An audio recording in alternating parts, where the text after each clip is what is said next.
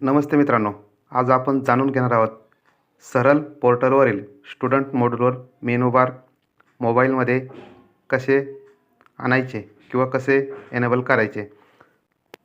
त्यासाठी सर्वात प्रथम गुगल क्रोमचे वेब ब्राउझर ओपन करा.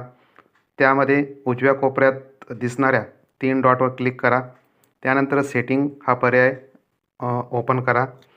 सेटिंगमध्ये ॲक्सेसिबिलिटी हा पर्याय शोधा आणि तो ओपन करा.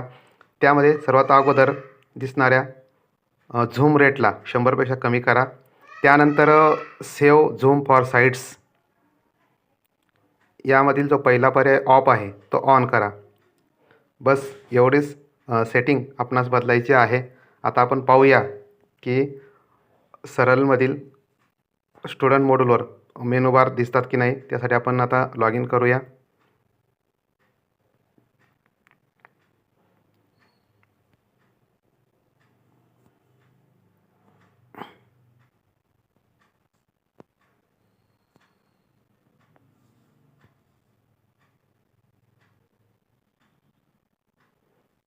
तर या ठिकाणी आपल्याला मेनू बार दिसत आहे.